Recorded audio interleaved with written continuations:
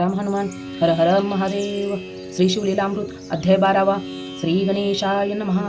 ब्राह्मण क्षत्रिय वैश्य शूद्र वर्ण ब्रह्मचारी गृहस्थ वानप्रस्थ पूर्ण स्त्री बालवृद्ध तरुण सवी शिवकीर्तन करावे. शिवस्मरण नावडे अनुमात्र तो अंत्य जाहुने अपवित्र. तो लेले वस्त्रे अलंकार जेवी प्रेत शृंगारिले. तेने भक्षिले जे अन्न जैसे पक्षु भक्षिती यथेष्ट तृण. जैसे मयुरांगीचे नयन तैसेची नेत्र तयाचे. वाल्मिक छिद्रवत वर्ण दृश्य शाखावत हस्तचरण. त्यासी जननी व्यर्थ जाण विहुणी वांझ झाली. तो शिवभजनी विना तो जाओ समुद्रात बुडवण अथवा भस्म करो वडगामन का सर्पडंखा तयासी. तरी श्रवणी धरावी आवडी जैसी पिपीलिका गुळासीन सोडी. अर्ध तुटे परी न काढी मुख तेथून सर्वदा. की चुकला बहुस दिवस सूत तेवढाची पोटी प्रतिव्रत वंत. त्यांची शुभवार्ता एकात अकस्मात धावती माता पिता जेवी. अमृताहुनी वाढ गोष्टी लागी करणासी गोड. तैसे कथा श्रवणी ज्यांचे न पुरे कोड. सर्व टाकोनी जाईजे गावांस गेला प्राणनाथ. प्रिय पतिव्रत व्रतात वाट पाहत तो पत्र आले अकस्मात. धावे व श्रवण करावया निर्धानासी सापडे धन. की जन्माधासी आले नयन की तृष्णे जाता प्राण. जीवन शीतळ मिळाले ऐसे एकव्या कथा पुराण.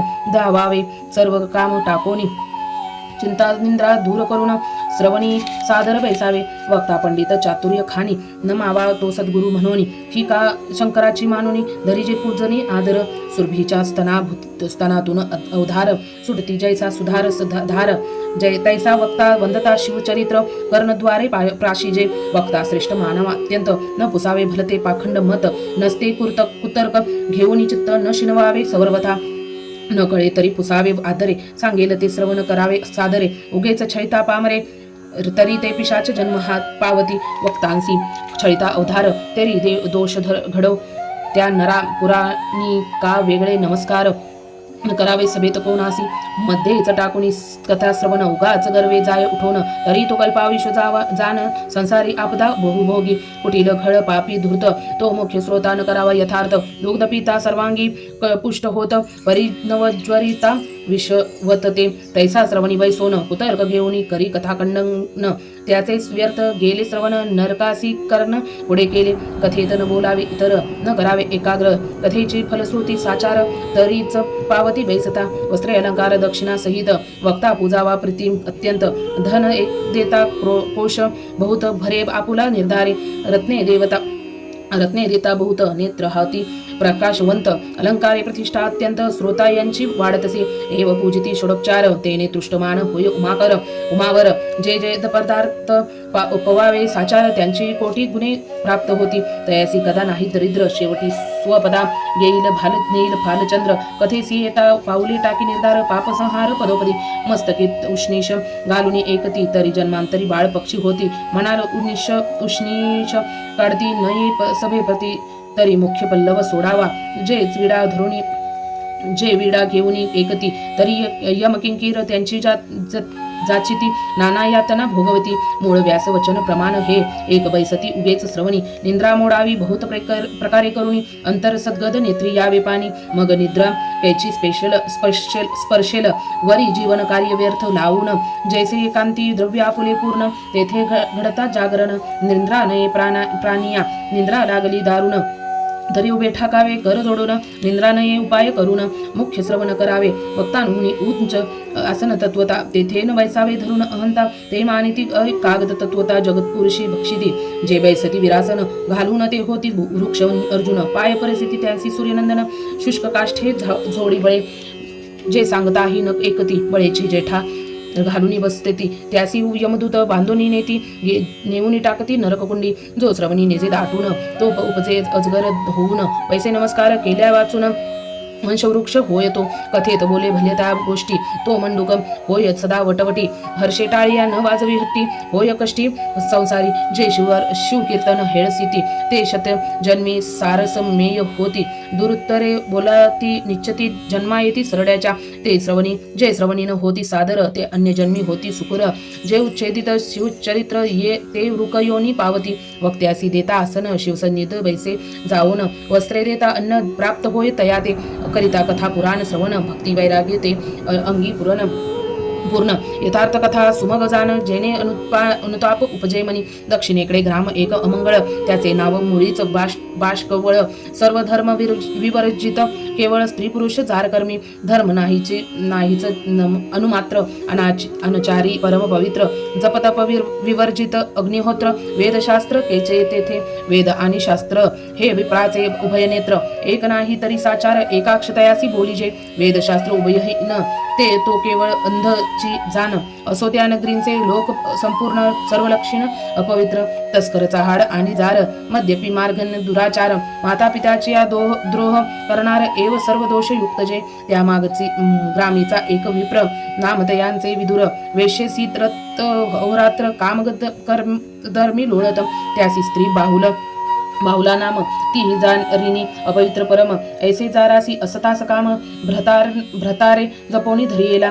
जार पळाला सत्वर तीस भ्रतारे दिदला मार. यथेष्ट लत्ता मुष्टी प्रहार देता बोले काय होते. म्हणे तू झालासी जार मी हितेची करीतेस निरंतर. मग बोले तो विदुर तू वा द्रव्य अपार मिळविले. ते द्रव्य दे मजला गुण मी देईन वारांगणेसी नेऊन. ती म्हणे मी देऊ कोठून. एकता मारी पुढती तो. मग तिचे अलंकार आणि हिरोनी घेत. घरची सर्व संपत्ती नेत. ते वारांगणीचे देत तेही समर्पित जारोते. ऐसे दोघेही आपे आचरत. तो विदुर विप्र पावला मृत्यू यमदूती नेला मारित. बहुत याचिती तया ते कुंभीपाकादी परम दुःख भोगोनिया तो शतर्मुख. मग विंध्याचळाच्या दरी देख भयानक विषाच झाला. आळे पिळे अंगासी देत. हिंडे क्षुधा तृषा पीडित. रक्तवर्ण अंग त्याचे समस्त. जेवी शेंदूर चर्चिला. वृक्षांसी घेत टांगून. सेवेची हाक देत फिरे वन. रक्तपीती भरून सर्वांचे त्यांचे नासले. कंटकवन परम दुर्धर. न मिळे कदा फल मूल आहार. आपुल्या पापांचे भोग समग्र भोगी विदुर विप्रतो. इकडे बहुला धव रहित. एक होता तेसी सूत. तो कोणापासून झाला त्वरित. ते स्मरण नाही तेसी. तव आले शिवर त्रिपर्व. गोकर्ण यात्रेसी चालिले सर्व. नानावाद्ये वाजिती अभिनव. ध्वजापातका मिरविती. शिवनामे गर्जिती दास. वारंवार करती घोष.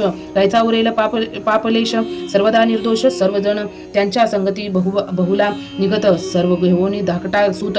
गोकर्ण क्षेत्र देखील पुण्यवंत झाले. पुनीत सर्वजण बहुलेने स्नान करून घेतले महाबळेश्वराचे दर्शन.